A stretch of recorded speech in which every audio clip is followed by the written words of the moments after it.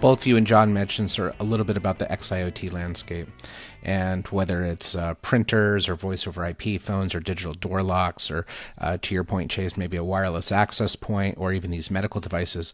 There seems to be a tremendous amount of focus on this from nation states and cyber criminals.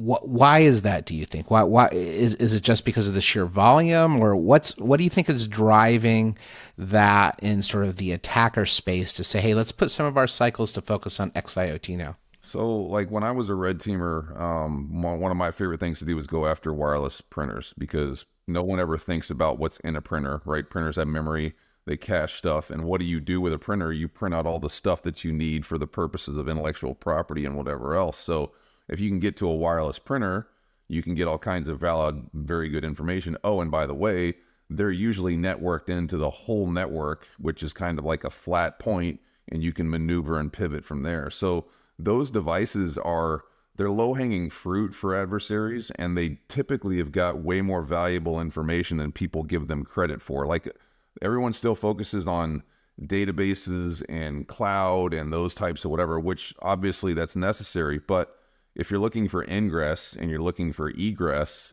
where they're going to take stuff from, that's a great space to start. And the issue that you deal with too with APTs and nation states is they're under directive from their government to wait. Like I liken them to crocodiles. They'll wait for a year to have 6 seconds of attack, because that 6 seconds of attack is going to feed them for months on end. And that they're not just running around going at everything all day because they can. They're there for the long haul, and it's okay to wait and just stay under the noise floor. And those devices give us really good access and allow you to do that. Yeah, I mean, it's about the persistence, right? I think that's a great point. I mean, you look at, whether it's Russia or China, they all have their own type of targeted threats and advanced persistent threats that are targeting these devices, as you said, Chase, right? And you look at something like even the OT ICS side, the programmable logic controllers, or all of these things that are controlling kind of industrial manufacturing, critical infrastructure, and they're targeting them, right? And it sounds like, as you were saying, they can compromise them. I mean, one of the things we talk about on this show a lot, Brian and I talk about it, like in our sleep, is most of the credentials on these devices are defaults. You can look them up on Google. So, I mean, if it's pretty easy, right? You don't need to be some sophisticated hacker necessarily to compromise that device. I can just go and look at the credentials, and chances are that's what it is. But if I can compromise that device, no one's looking at these things, right?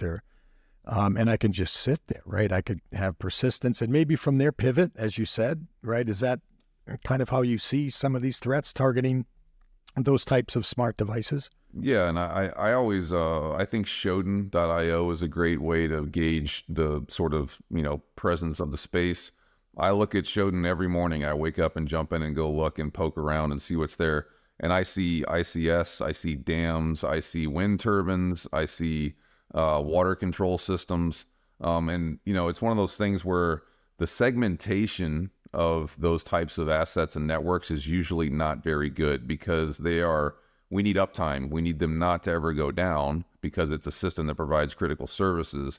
However, that's also a dual-edged sword, right? If that is always up and no one takes the time to segment it because it could cause problems, you're only opening it up for someone to go from one system into another. And the back end of those things are connected to other networks somewhere.